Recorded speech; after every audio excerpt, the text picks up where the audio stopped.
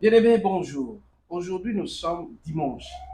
Et comme chaque dimanche, les Five Matinda ont toujours des recommandations à adresser au peuple de Dieu. À ma droite, nous avons la sœur Matinda Brianna Nyota. Matinda Brianna Nyota. Et à ma gauche, nous avons Nyota Matinda. Matata Matinda Kevin. Qu'est-ce qu'il y a chaque dimanche, sœur Nyota?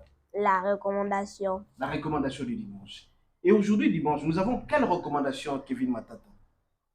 Ça va parler des ennemis. Ah, ça parlera de quoi? Des ennemis. Des ennemis. Qui est donc un ennemi, sœur Nyota? L'ennemi, c'est la personne qui est méchant, qui te haït, qui veut qu'on fasse, qu'on te détruise. Qu'on te détruise. Ok, c'est qui l'ennemi? Quelqu'un qui t'aime pas, qui veut te nuire toujours à la vie. Ah ben voilà. Et l'ennemi, c'est celui qui te déteste, qui ne t'aime pas. Et dans la vie bien aimée, les ennemis seront toujours là. Quand l'homme naît et grandit, il doit être sûr et certain que sur sa route, il rencontrera toujours ses ennemis. Mais très souvent, bien aimé, ce sont ces ennemis-là qui constituent pour nous une bénédiction. Et pour se faire bien aimer, on nous a expliqué si un ennemi, c'est celui qui vous déteste, qui ne vous aime pas et qui a la haine, qui cherche à faire quoi? À vous nuire. À vous nuire et à vous détruire. Et qu'est-ce qu'il y a comme verset pour que le Seigneur puisse trouver solution à cela? Psaume 18 de 1 à 7. Psaume 18 de 1 à 7. Et quoi encore? Psaume 18, 15 et 15 à 14. 14 à 15. Voilà. Tu peux nous lire Je lis au nom de l'Éternel. Amen. Et à haute voix. Au chef des chantres, du serviteur de l'Éternel de David, qui adressa à l'Éternel les paroles de ses cantiques.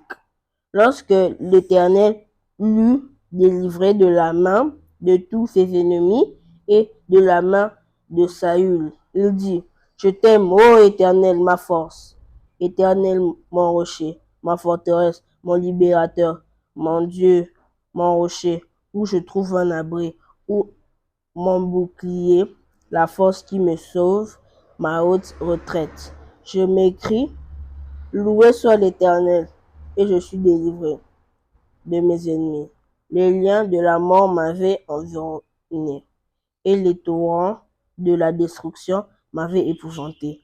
Les liens du sépulcre m'avaient entouré, les filets de la mort m'avaient surpris. Dans ma détresse, j'ai invoqué l'Éternel, j'ai crié à mon Dieu de son palais. Il a entendu ma voix et mon cri est parvenu devant lui à ses oreilles. Amen. Ah, très important. Le frère Martin nous a lu ce psaume, le psaume 18 du 1er jusqu'au 7e verset, où David était en train de crier que l'Éternel est venu à son secours. Et c'est l'Éternel qui était son refuge. Est-ce que tu as un verset encore? Oui. C'est lequel, Seigneur? Psaume 18, 14 à 15. Oui, tu peux nous lire une fois. L'Éternel ton âme dans le ciel, le Très-Haut fit retenir sa voix avec la grêle et les charbons de feu. Il lança ses flèches et dispersa mes ennemis.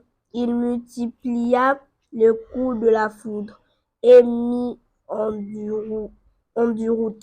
Ok. Bien aimé, vous avez suivi les différents psaumes que les enfants ont présentés. Donc, quand tu as des ennemis, ne vous gênez pas. Le Seigneur s'en occupera certainement.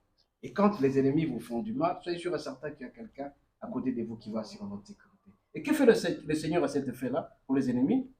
Qu'est-ce que nous devons faire quand il y a des ennemis?